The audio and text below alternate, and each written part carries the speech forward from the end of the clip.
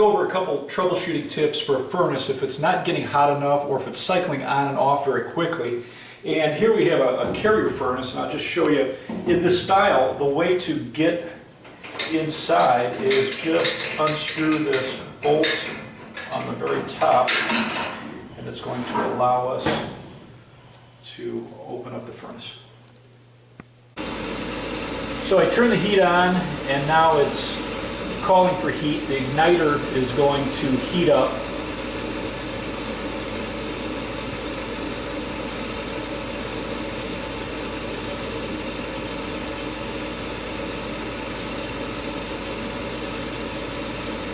And you can see the igniter on the left heating up.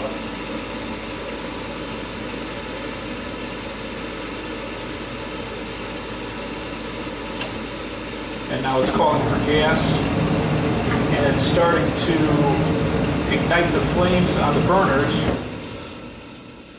but then it shuts itself off. So if you have a situation like this, what you have 90% of the time is just a dirty flame sensor. So we'll go through the steps on how to clean it.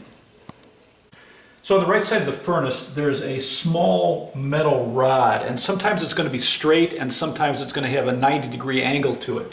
So all I'm going to do is remove this, and we don't want to touch it with our hands, get any oil on it, but almost all of them are held in place by one screw, and I'm just using a nut driver to loosen this.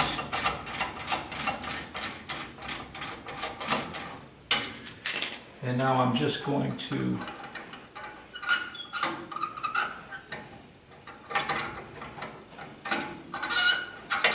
remove the flame sensor, and that's all there is to it. Again, you don't want to touch it, you don't want to get oils on this, and you can see the debris that builds up on this.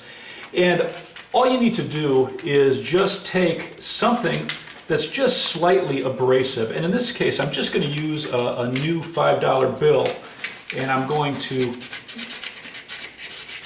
clean it off. And you can use, if you have a very, very fine sandpaper or an emery cloth, you can use that too. You don't want to be too aggressive because you can actually scratch it and shorten its life. But just by doing something as simple as this, just cleaning this off, we should be able to solve our problem.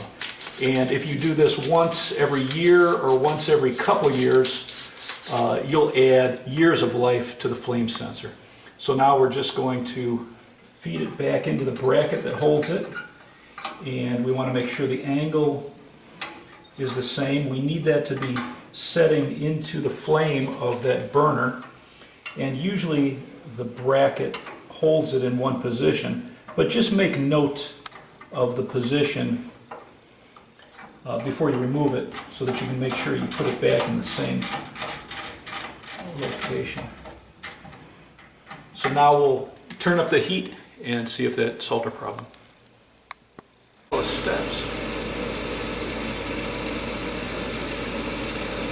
So we turn the heat back up, and we'll see if the flames stay on now.